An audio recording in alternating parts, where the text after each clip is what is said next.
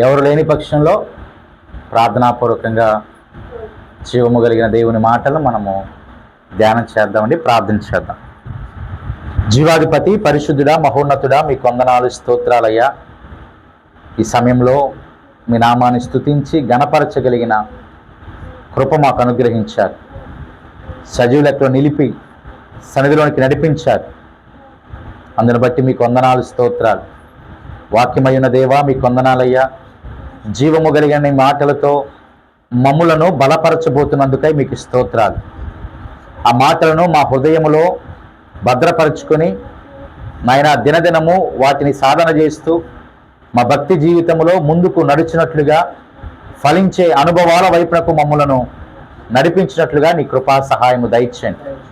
పరిశుద్ధుడా, మహోన్నతుడా, ఈ సన్నిధిలో కూడి చేరిన ప్రతి బిడ్డ, ఈ మాటలు వింటున్నటువంటి ప్రతి నీ బిడ్డ కూడా ఆదరించబడాలి, దీవించబడాలి, మెలులతో నింపబడాలి. నాయన మీలో ఉన్నటువంటి గొప్పతనాన్ని తెలుసుకొని ఇంకా రక్షణ లేని వారు రక్షణ వైపునకు నడిపించగలిగినటువంటి గొప్ప మాటలతో బలపరిచి ముందుకు నడిపించి మీరే మహిమ పొందమని యేసుక్రీస్తు నామమున ప్రార్థన అడిగి వేడుకొనుచున్నాము తండ్రి, ఆమేన్. మంచిది పుల్లారా, మీ అందరికీ నీ మరొకమారు ప్రభు నామమున వందనాలు తెలియపరుస్తూ ఉన్నాను.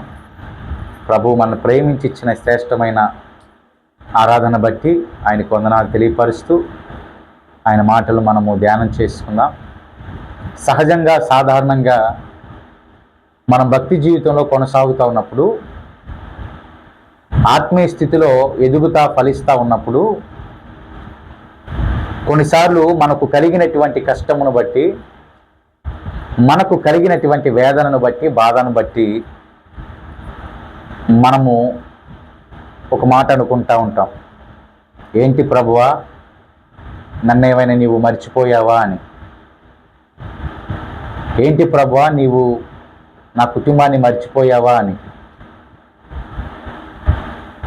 మనకు తెలుసు ప్రభువు మర్చిపోడు అని.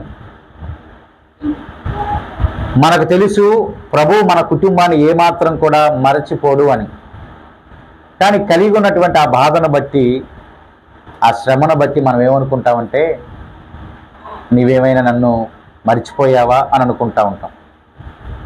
దీనికి తోడు మన ఇరుగు పొరుగు ఉన్నటువంటి వారు కూడా, ఏం ప్రార్థనకి వెళ్తున్నారు కదా, మీరు యేసయ్యని నమ్ముకున్నారు కదా,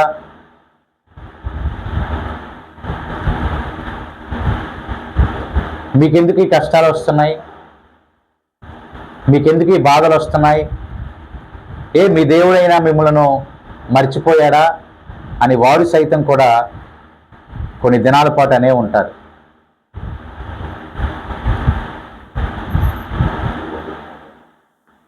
మీరు ప్రార్థనకి వెళ్ళటాన్ని బట్టే మీకు ఈ కష్టాలు వచ్చాయని కూడా ఇంకొక మాట కూడా అంటూ ఉంటారు. మీరు ప్రార్థనకి వెళ్ళనంత కాలం మీరు బాగున్నారు,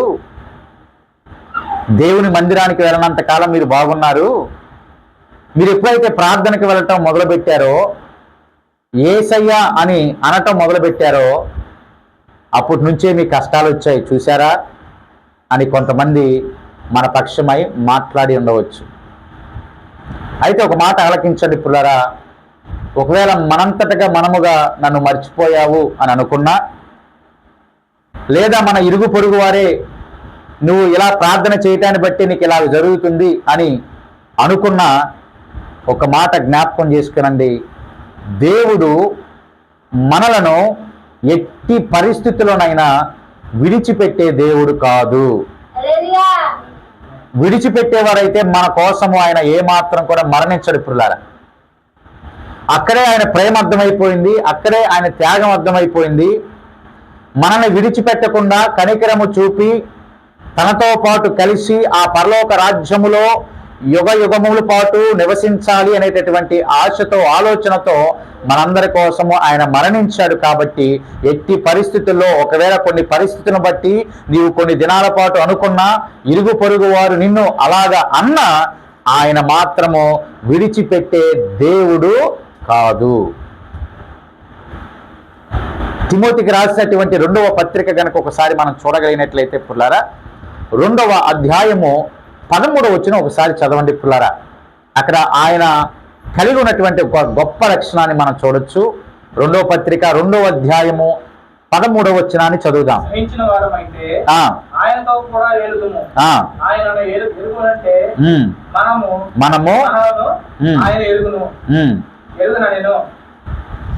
చదవండి పిల్లరా.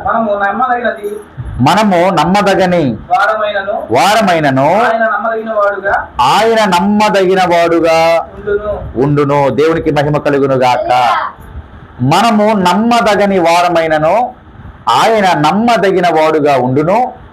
ఆయన తన స్వభావమునకు విరోధముగా ఏదియూ చేయలేడు. చూడండి, దేవుని యొక్క మహా గొప్ప లక్షణం ఇక్కడ రాయబడతా ఉంది. మనము నమ్మదగని వారము. మనం నమ్మటానికి లేదంట. ఏమో ఎప్పుడు ఎలాగ మారిపోతామో తెలియదు. ఈరోజు ఉన్నట్లుగా రేపు ఉండకపోవచ్చు. ఈరోజు ఉన్నట్లుగా మన పరిస్థితులు రేపు మనని ఆ రీతిగా ఉండనివ్వలేకపోవచ్చు. కానీ ఈయన గొప్ప లక్షణం చూడండి, మనము నమ్మదగని వారమైనను ఆయన నమ్మదగిన దేవుడు. మరి దీన్ని బట్టి మనకేమర్థం అవుతుంది? ఆయన విడిచిపెడతాడు అని అర్థమవుతుందా మనకి? కాదు కదా పిల్లరా. ఆయన ఏమాత్రం కూడా విడిచిపెట్టకుండా, ఇదిగో మనలో నమ్మకము లేకపోయినా ఆయన విడిచిపెట్టకుండా ఆయన నమ్మదగినటువంటి దేవుడుగా ఉన్నాడు. కాబట్టి ఆయన తన స్వభావమునకు విరోధముగా ఏమీ కూడా చేయడు. ఏంటి తన స్వభావము అని కనుక ఆలోచన చేస్తే, ఇదిగో ఆయన మనల్ని విడిచిపెట్టకుండా ఉండుటయే ఆయన యొక్క స్వభావము. ఆమె తన స్వభావమునకు విరోధముగా ఆయన ఏమీ కూడా చేయడు పిల్లరా. తన స్వభావం ఏంటంటే, ఒకవేళ మనము నమ్మకపోయినా ఆయన నమ్మదగిన దేవుడు. తన స్వభావం ఏంటంటే విడిచిపెట్టేటటువంటి దేవుడు కాదు. పరిస్థితులను చూసి విడిచిపెట్టేటటువంటి దేవుడు కాదు. ఆయన ఎప్పటికీ మనల్ని విడిచిపెట్టడు. కాబట్టి ఎవరు ఏమనుకున్నా పుల్లారు ఈ మాట ఆలకించండి. మీరు ప్రార్థనకు వెళ్తున్నారు, మీకే ఈ కష్టాలు వస్తున్నాయి అని ఎవరైనా ఆ మాటను మీరు విశ్వసించొద్దు, ఆ మాటను మీరు నమ్మొద్దు. యేసయ్య మనల్ని ఎప్పటికీ కూడా వేడబడు అని జ్ఞాపకం చేసుకోండి. ఆయన నమ్మదగిన వాడు. తన స్వభావం ఏంటంటే, మనం ఎన్ని బాధల్లో ఉన్నా ఇంకా ఆ బాధల ద్వారా మనం ఇంకా భక్తిలో రాటుదేరతాము అని ఆయన ఆలస్యం చేస్తాడేమో, కానీ ఆయన ఎట్టి పరిస్థితుల్లో మనం ఏమాత్రం కూడా విడిచిపెట్టనే పెట్టడు. కాబట్టి గమనించండి, ఆయన విడిచిపెట్టేటటువంటి దేవుడు కాదు. ఆయన కోసం మనం ఎదురు చూడాలి. ఆయన కోసం మనం కనిపెట్టేటటువంటి అనుభవాలలో నడవాలి. 42వ కీర్తన కనుక మనం చూడగలిగినట్లయితే పుల్లరా, 42వ కీర్తన 1వ వచనం నుంచి కొన్ని మాటలను మనం చదువుకుందాం.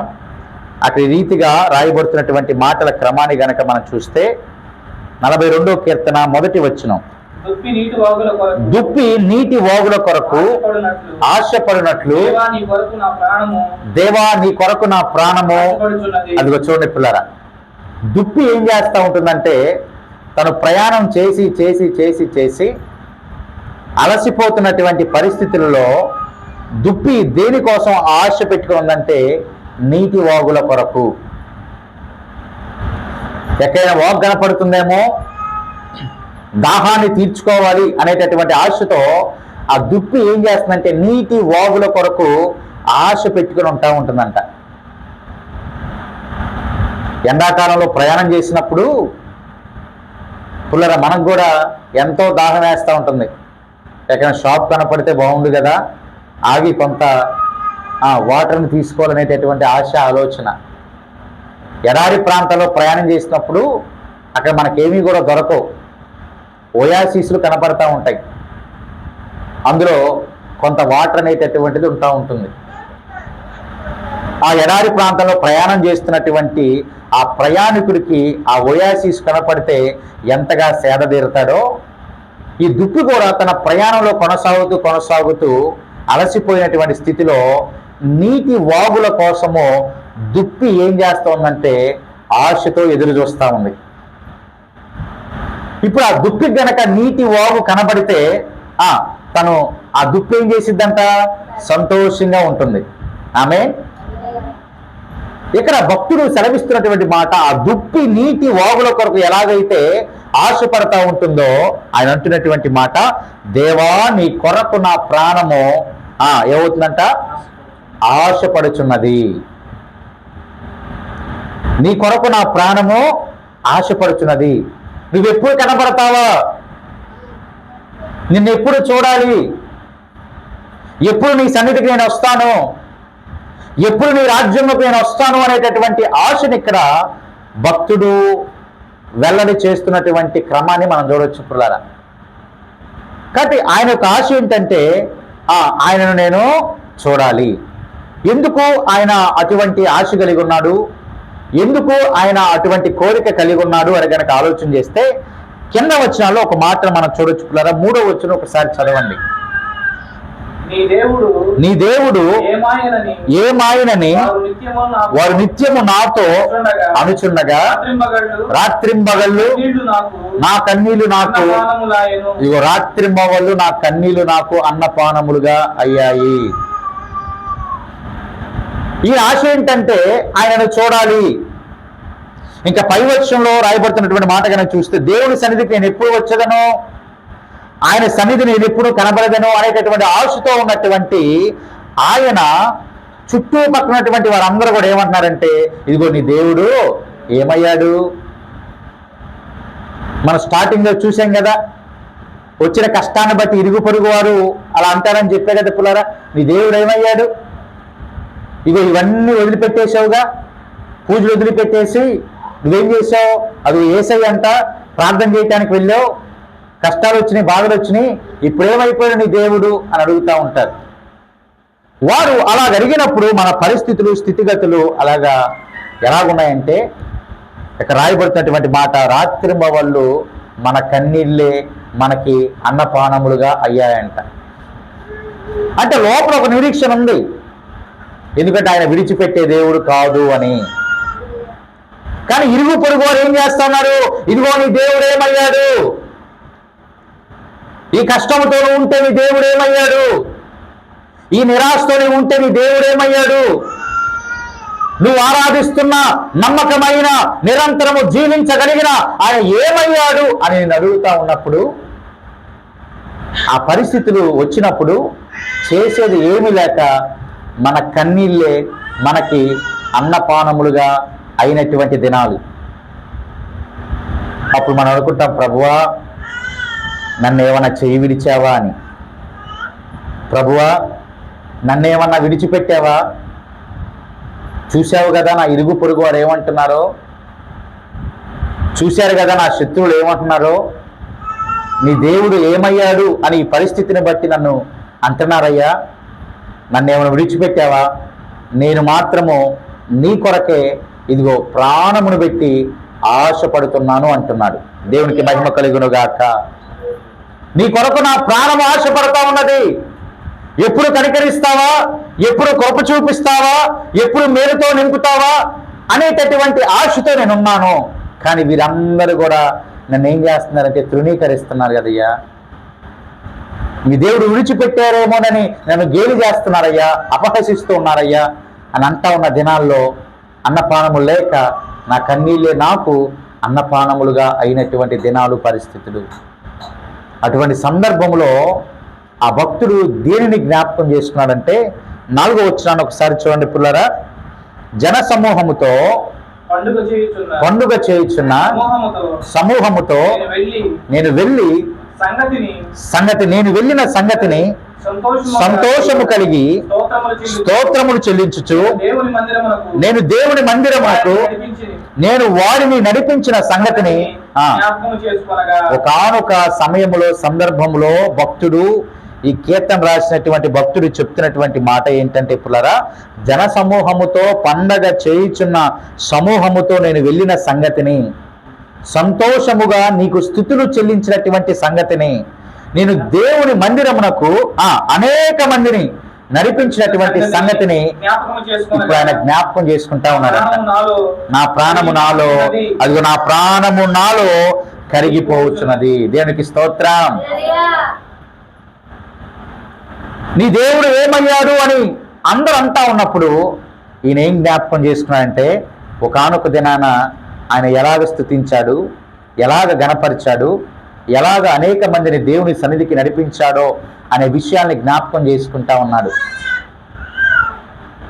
పుల్లారా గమనించండి, ఇక్కడ ఒక మాట ఆయన జ్ఞాపకం చేసుకుంటూ ఉన్నప్పుడు, పుల్లారా నా ప్రాణము నాలో కరిగిపోవచ్చున్నది, నా ప్రాణము నాలో కరిగిపోవచ్చున్నది, నా ప్రాణమా నువ్వేలా కృంగిపోవచ్చున్నావు. ఆమేన్.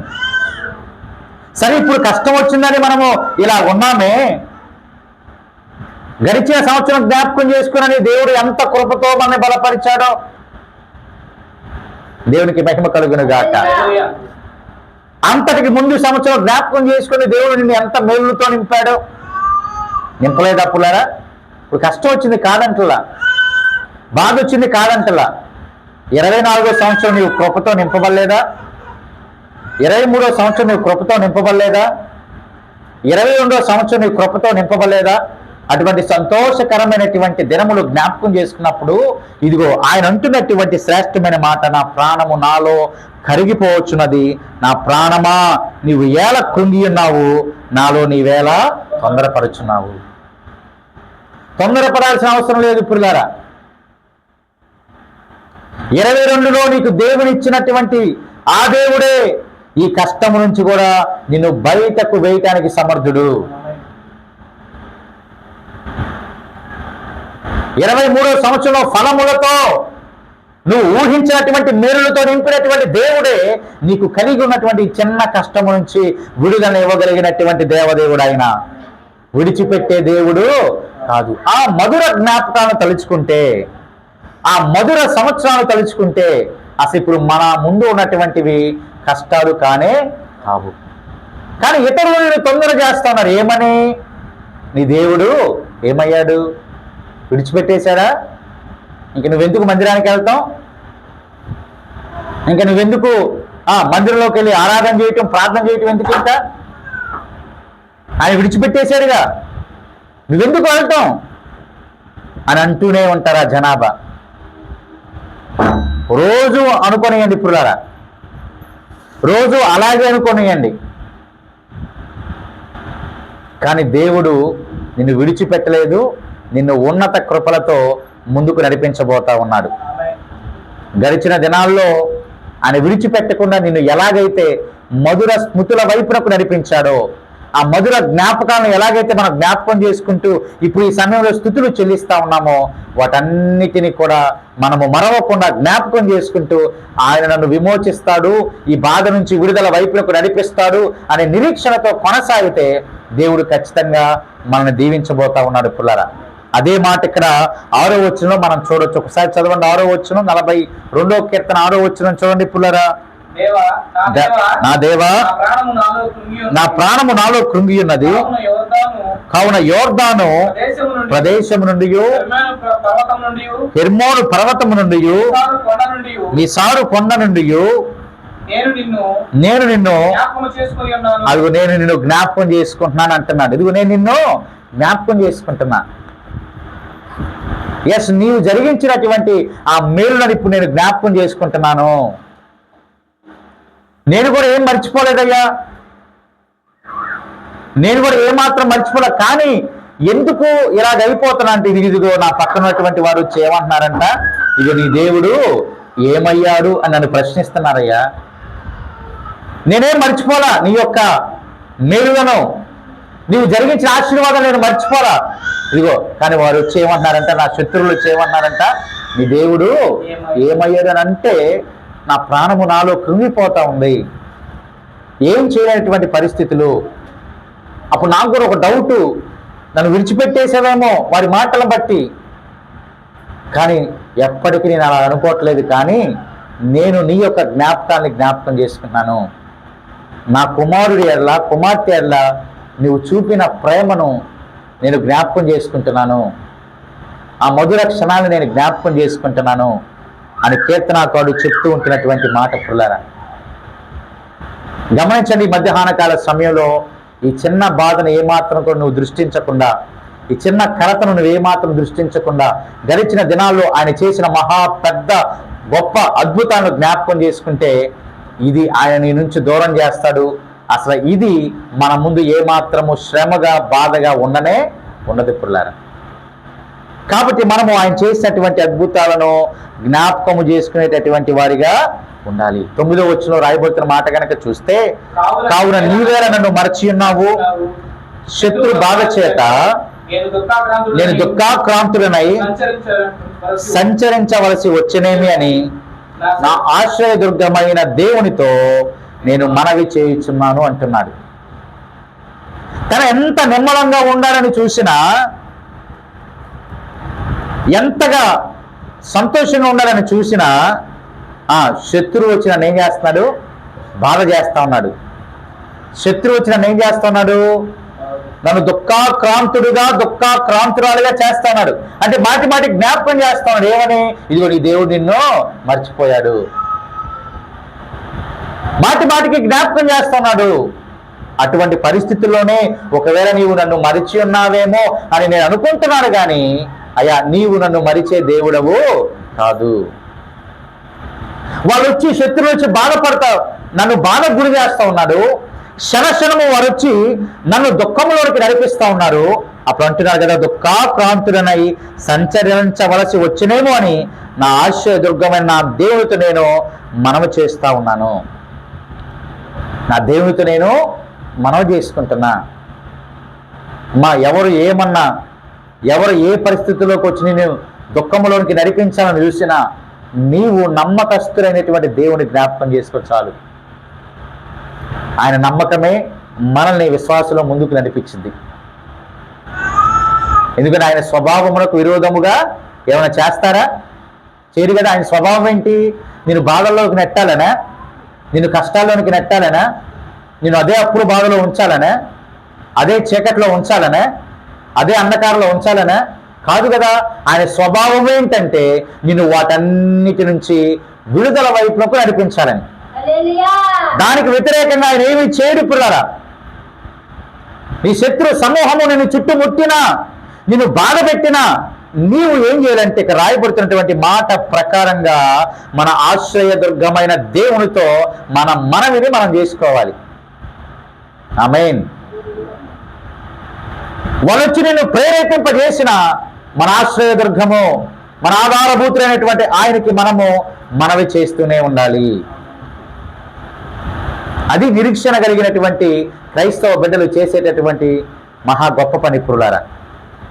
వాళ్ళు వచ్చి మాట్లాడుతూనే ఉంటారు, కానీ మన ఆశ్రయదుర్గానికి మన మొరను మనం ఆపకూడదు, మన మనవిని మనం ఆపకూడదు పిల్లరా. మనవి చేస్తూనే ఉండాలి. అందుకే లేఖనం మాట్లాడుతోంది 10వ వచనంలో, నీ దేవుడు ఏమైనా నా శత్రువులు దినమెల్లా అడుగుతా ఉన్నారు, వారు అడుగుతా ఉన్నప్పుడల్లా వారి దోషణ చేత నా ఎముకలు ఏమవుతా ఉన్నాయంట? విరవబడుతూ ఉన్నాయి, విరిచేస్తా ఉన్నారు. అయినా నేను మాత్రం నీకు మనవి చేస్తానే ఉన్నాను, నేను నీ యందు నిరీక్షణ కలిగి ఉన్నాను. వారు మాటలతో నన్ను బాధ పెట్టినా, నా ఎముకలను వారు విరిచివేసిన, దూషణ మాటల చేత నన్ను దూషించిన, ఇక నువ్వు ప్రార్థన చేయాల్సిన అవసరం లేదు అని చెప్పినా, నీవేం చేయటం ఆపకూడదంటే మనవి చేయటం ఆపకూడదు. ఆమేన్. ప్రార్థన చేయటం ఆపకూడదు. నేను బాధ పెట్టిన ప్రార్థన మాత్రం ఆపొద్దు పురులారా. నేను కష్టపెట్టిన ప్రార్థన మాత్రం ఆపొద్దు పురులారా. నేను దూషించిన ప్రార్థన మాత్రము ఆపొద్దు. నువ్వు కృంగిపోతే ఆయన చూచి ఆనందించే దేవుడు కాదు పురులారా. నువ్వు వేదన పడుతుంటే చూచి ఆనందించే దేవుడు కాదు. నీ కృంగి దళలో నుంచి నిన్ను లేవనెత్తి నిన్ను సంతోషంలోనికి నడిపించి ఆ సంతోషాన్ని చూసి తాను కూడా సంతోషించే దేవుడు మన దేవుడు. వేదన నుంచి బయటకు తీసుకొచ్చి ఆ బయటకు తీసుకొచ్చిన తదుపరి నీవు సంతోషముగా నీ కుటుంబముతో కలిసి దేవుని స్తుతిస్తావే, ఆ సన్నివేశాన్ని చూసి సంతోషించే దేవుడు మన దేవుడు. దానికోసం మనం నిరంతరం మనవి చేయాలి. తొందరపడొద్దు పుల్లారా, ఏమాత్రం కృంగిపోవద్దు పుల్లారా. దుప్పి కూడా అనుకుంటా ఉంటుంది, ఇక నా పని అయిపోయింది, ఇక నాకు నీటి వాగులు దొరకవేమో అని. ఆశతో కనిపెట్టి చూస్తున్నప్పుడు దిప్పుకి నీటి వాగులు కనబడలేదేమో అని అనుకొని బాధపడి ఇక నా జీవితం అయిపోయింది, ఇక నేను చనిపోతానేమో అని అనుకున్న సమయంలో నీటి వాగు కనబడితే ఎంతగా దుప్పి సంతోషిస్తూ ఉంటుందో, కొన్ని సమయాల్లో సందర్భాల్లో కష్టం వచ్చినప్పుడు ఇక అయిపోయింది, దేవుడు నన్ను విడిచిపెట్టేశాడు, ఇక జనాభా కూడా నన్నే కార్నర్ చేస్తున్నాడు, నన్నే టార్గెట్ చేస్తున్నాడు, నీ దేవుడు నీకేం ఇవ్వడా, నీ దేవుడు నీకేం సహాయం చేయడా అని అనుకున్న ఆ పరిస్థితుల్లో కృంగిన వేళలో నీ చేయబట్టి మన దేవుడు మనందరిని కూడా లేవనెత్తబోతా ఉన్నాడు. నమ్మకం కలిగి ఉంటే చాలు ప్రియులారా. దీనికంటే గొప్ప బాధలు మనం మునుపటి సంవత్సరాలు చూడలేదా? చూసే ఉంటామండి. మునుపటి దినాల్లో చూడలేదా? ఆ బాధల్ని జయించి నేటి దినాన మంచిగా ఉంటున్న మనము మనకు ఎదురవుతున్న చిన్న చిన్న బాధలు కష్టాలను బట్టి కృంగిపోవద్దు. ఎవరో వచ్చి దూషిస్తున్నారని బాధపడవద్దు. ఎవరో వచ్చి మన ఎముకలు ఇరగొడుతున్నారని బాధపడవద్దు. ఎవరో వచ్చి ఇంకా నువ్వు ఆ ప్రార్థన మానవా అన్నప్పుడు కృంగిపోవద్దు. దీనికంటే మహా గొప్ప బాధల్ని ఎదిరించాం, నిలబడ్డాం, ధైర్యముగా ఉన్నాం, కృప వెంబడి కృపతో సాగిపోతా ఉన్నాం.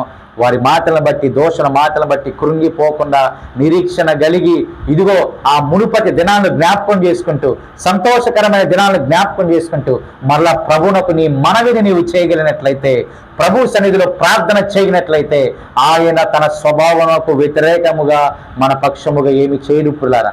మన ఉన్నత స్థితి వైపునకే ఆయన నడిపిస్తారు. కాబట్టి మనం ఏమాత్రము కూడా కృంగిపోకుండా, తొందరపడకుండా చివరి వచనం రాయబడుతున్న మాట, దేవుని యందు నిరీక్షణ ఇంచుము. ఆమేన్. ఎవరి యందంట నిరీక్షణ? మన దేవుని యందు. దేవుని యందు నిరీక్షణ ఇంచుము. ఆయనే నా రక్షణకర్త, నా దేవుడు, ఇంకా నేను ఆయనను స్తుతిస్తాను అంటున్నాడు. నిరీక్షణ ఉంచాలి పుల్లారా. ఈ బాధ నుంచి దూరం చేస్తారని నిరీక్షణ ఉంచాలి. నిరీక్షణ గనక ఉంచితే ఆయనే మన రక్షణకర్త, ఆయనే మన దేవుడు కావున ఆయన మనము నిరంతరము స్తుతించడానికి గల కారణము మన ఆ బాధ నుంచి విడుదల చేయటమే. కాబట్టి మనం నిరంతరము కూడా స్తుతిస్తూ గణపరుస్తూనే ఉంటాం. ఏ బాధ ఇంకా మన దరిదాపుకు రానే, ఒకవేళ వచ్చినా ఆయన ఏం చేస్తాడంట, దాని నుంచి దూరపరుస్తాడు. కాబట్టి ఒక దుప్పితో మన పోల్చి లేఖనం మాట్లాడుతూ ఉంది. దుప్పికి గనక నీటి వాగు కనబడితే ఎలాగ సంతోషంగా ఉంటుందో, మనము ఇదిగో మన ప్రాణము ఆయన కోసము ఆశ పెట్టి కనిపెట్టి చూడటానికి చూచేటటువంటి క్రమంలో ఆయన మనకు జవాబు ఇచ్చినప్పుడు, మన మనవిని ఆలకించినప్పుడు, మనకి ప్రతిఫలాన్ని ఇచ్చినప్పుడు, ఇదిగో నిరీక్షణతో కొనసాగిన మన జీవితాల్లో ఇదిగో ఒక సంతోషాన్ని ఇచ్చినప్పుడు, ఒక వెలుగుని ఇచ్చినప్పుడు మనసారా మనం ఆయనని స్తుతిస్తాం, గణపరుస్తాం. కావున క్షణిక మాత్రం ఉండేటటువంటి బాధను బట్టి ఎవరో ఏదో అంటున్నారని, ఇంకా నీవు ఆ ప్రార్థన విడిచిపెట్టేసేయి అని అంటున్నారని, ఇక దేవుని మందిరానికి వెళ్ళొద్దు అని అంటున్నారని మన భక్తి జీవితాన్ని కోల్పోవద్దు పురులారా. మనం నమ్మకస్తులుగా లేకపోయినా ఆయన మన ఎడల నమ్మకంగా ఉన్నాడు. తన స్వభావం ఏంటంటే మనం దీవించేటటువంటి స్వభావము. కాబట్టి ఎదురయ్యే ఉంటాయి కదా పుల్లారా. ఈ గ్రామంలో మనకి కొన్నిసార్లు ఆటంకాలు ఎదురవుతూ ఉంటాయి. కొన్నిసార్లు అంటే చాలాసార్లు గడిచిన దినాల్లో ఆరాధనలు కొన్ని సమయాల్లో సందర్భాల్లో మరి జరగనటువంటి పరిస్థితులు, సరిగ్గా జరగనటువంటి పరిస్థితులు. ఆయనను బాధపడవద్దు, ఆయనను కృంగిపోవద్దు, నిరీక్షణతో ఉండండి. దేవుడు మన సంఘానికి, నూతన యెరూషలేము సంఘానికి నమ్మకంగా నిరీక్షణతో ఉంటే మంచి దినాలను ప్రభు మనకు సిద్ధం చేశాడు. మంచి దినాలు పుల్లారా, మంచి రోజులను ప్రభువు సిద్ధం చేశాడు. మన నిరీక్షణతో ఉండటమే. కృంగిపోవద్దు, తొందరపడద్దు. వాళ్ళు ఏదో అంటున్నారని, నీ దేవుడు ఏమైపోయాడని నిరాశ చెందొద్దు. కనిపెట్టి చూడు. దుప్పి ఎలాగైతే ఆశతో ఎదురు చూస్తుందో నీటి వాగు కొరకు ఆయన కృప కోసం కనిపెట్టి చూస్తే, ఆయన కనికరం కోసం కనిపెట్టి చూస్తే, మునుపటి సంవత్సరాల్లో జరిగిన మేలులను ఆనందముగా సంతోషంగా జ్ఞాపకం చేసుకుని నాకు అదే మేలు ఆయన ఇస్తాడు అని కనుక నిరీక్షణతో కొనసాగితే దేవదేవుడు మన నోటి నుండి నవ్వును ఉంచుతాడు. మన ద్వారా ఆయన స్తుతి నొందబోతా ఉన్నాడు. కాబట్టి మధ్యాహ్న కాల సమయంలో ఏ బాధతో మనం ఉన్నామో, ఏ కష్టముతో మనం ఉన్నామో, ఇతరులు ఏ నిందలతో అవమానాలతో మనల్ని అవమానిస్తూ ఉన్నారో వాటన్నిటిని లక్ష్యము చేయకుండా ఆయన మనల్ని దీవిస్తాడు, మన బలహీనతలు తీసివేస్తాడు, రక్షణనిస్తాడు, అప్పుల బాధ నుంచి తీసివేస్తాడు, ఆ మార్గాన్ని చూపిస్తాడు, రుణ బాధలు పోయేటటువంటి మార్గాన్ని చూపిస్తాడు. నిరీక్షణతో ఉండు పుల్లారా. నీ బిడ్డలకి మంచి భవిష్యత్తు ఇస్తాడనే నిరీక్షణతో ఉండు. నీ బిడ్డల్ని జ్ఞానముతో నింపుతాడనే నిరీక్షణతో ఉండు. ఒక్క చిన్న రోజుకే డేలా పడిపోవద్దు, ఒక చిన్న బలహీనతకే డేలా పడిపోవద్దు. నిరీక్షణ ఉంచు. దేవుడు అద్భుతము నీ ఎడల, నా ఎడల, మనందరి ఎడల, ఈ సంఘము ఎడల, సన్నిధిలో ఉన్న మనందరి ఎడల, ఈ మాటలు వింటున్న ప్రతి బిడ్డ ఎడల గొప్ప కృపను ఆయన చూపబోతున్నాడు. అట్టి కృపకు మనము పాత్రులుగా అవునట్లుగా ప్రార్థనలో ముందు కొనసాగుదాం. దేవుడి మాటలను దీవించునుగాక. ఆమేన్. జీవాధిపతి, పరిశుద్ధుడా, మహోన్నతుడా, ఘనమైన దేవ, మీకు వందనాలు, స్తోత్రాలయ్యా. దుప్పి ఎలాగైతే నీటి వాగుల కొరకు ఆశతో ఎదురు చూస్తూ ఉంటుందో, మేమందరము నాయన నీ దీవెన కోసము, ఆశీర్వాదం కోసము ఎదురు చూస్తూ ఉన్నాం. నీవు దీవించే దేవుడవని, ఆశీర్వదించే దేవుడవని మనసారా మిమ్మల్ని స్తుతిస్తున్నాం, ఘనపరుస్తూ ఉన్నాం. నాయన చిన్న చిన్న పరిస్థితులను బట్టి, అవమానాలను బట్టి కృంగిపోకుండా, ఎవరో ఏదో అన్నారు అని నిరాశ చెందకుండా, నీ దేవుడు ఏమైపోయాడు, ఇంకా నీకు సహాయం చేయడా అని మాతో అన్నప్పటికీ కూడా ఆ మాటను బట్టి మేము ఏ మాత్రం కూడా నిరాశ చెందకుండా నీ యందు నిరీక్షణ కలిగి జీవించే కృప మా అందరికి అనుగ్రహించమని, ధైర్యము నింపమని, పరిస్థితులను ఎదుర్కోగలిగినటువంటి శక్తిని మాకు అనుగ్రహించి మీరే మహిమ పొందమని యేసుక్రీస్తు నామమున ఈ ప్రార్థన అడిగి వేడుకొనుచున్నాము తండ్రి. ఆమేన్. హల్లెలూయా. మంచిదండి. ఈ సమయంలో